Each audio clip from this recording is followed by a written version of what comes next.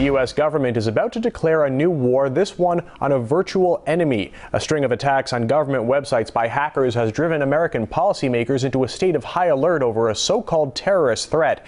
Some doubt, though, that the danger exists. RT's Lucy Kafanov reports from Washington. It may seem like a quiet day in America, but to some, it's the scene of a raging battle invisible to the naked eye.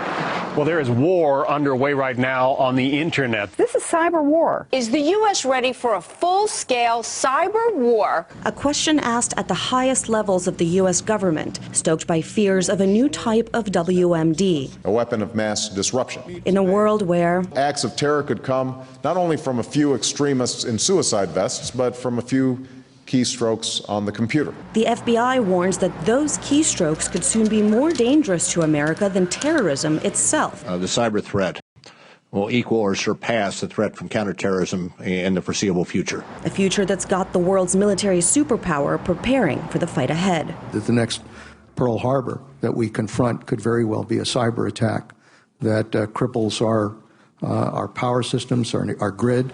Cyber war, cyber Pearl Harbor. Frightening language for a hypothetical scenario, one that could happen, but hasn't yet. And some security experts like Jim Harper warn that it never will. There's no chance whatsoever that nuclear power plants will be hacked, that electric infrastructure will be hacked and taken down for any significant period of time. So the worst we can expect is disruption. That's not war. It doesn't really terrorize. So the threats are serious, but they're not to the level of war or terror.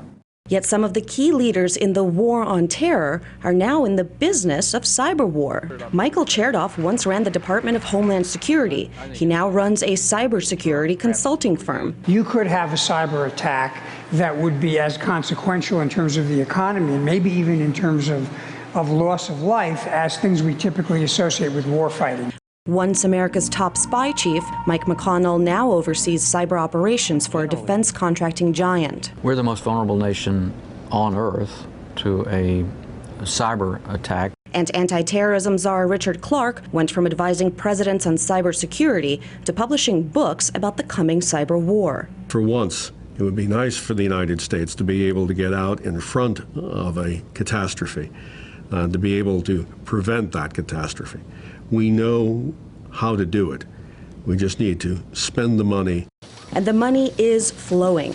The U.S. government will spend more than $10 billion a year on cybersecurity by 2015 in a worldwide market that's estimated at $80 to $140 billion a year.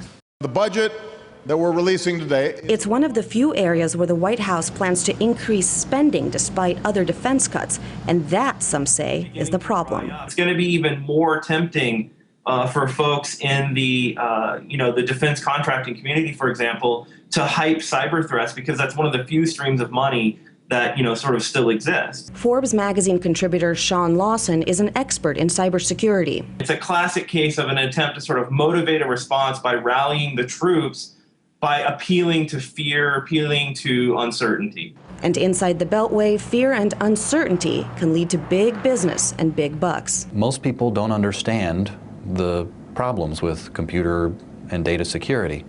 Most people in Washington don't understand, and specifically most people in Congress don't understand. Therefore, the quote-unquote Beltway bandits are in a position to create the problem, to state the problem, and offer their own services as a solution. A battle does rage here, invisible to the naked eye. A war for money, contracts, and power. Lucy Kafanov, RT, Washington.